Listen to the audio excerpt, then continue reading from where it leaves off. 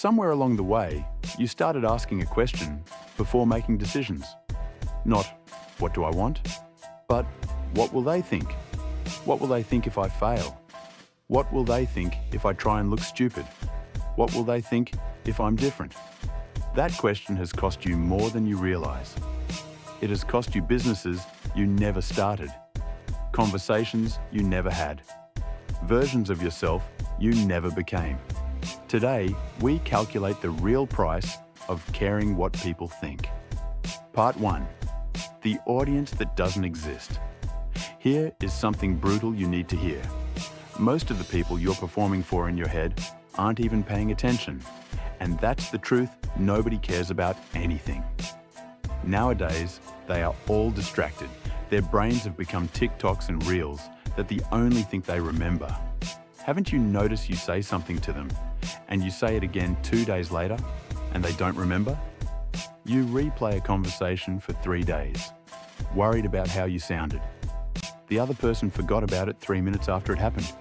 You don't wear what you actually like because of what strangers might think. Those same strangers are too busy worrying about what you think of them to even notice. Everyone is acting in a play where they assume they're the main character being watched by a crowd. The crowd isn't there.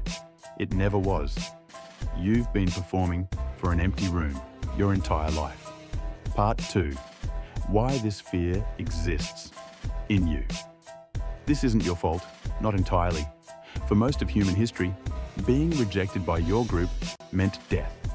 No protection, no food, no survival. Your brain still runs that ancient code.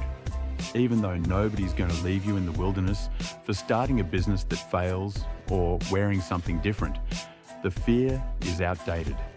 But it still fires like it's 1.0 and your life depends on it. Knowing this doesn't remove the fear, but it should remove the authority it has over you. You're not weak for feeling it. You're human. But you are responsible for whether you let ancient wiring control a modern life. Part 3. What it's actually costing you. Let's get specific. Here's the real invoice for caring what people think.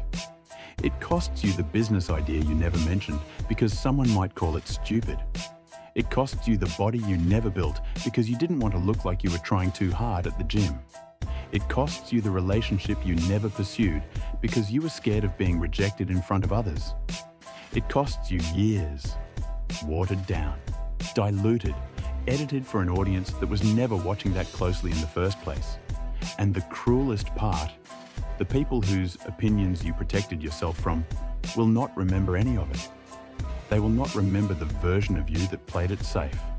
They were never invested enough to notice.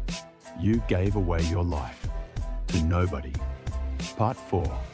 The men who stopped asking. Every man who built something real reached a point where the question stopped being, what will they think? And became, what do I actually want? Not because they stopped caring about people, because they recognized the difference between respect and approval. Respect is earned through results. Approval is begged for through performance. You can respect someone's opinion without needing their permission to live your life.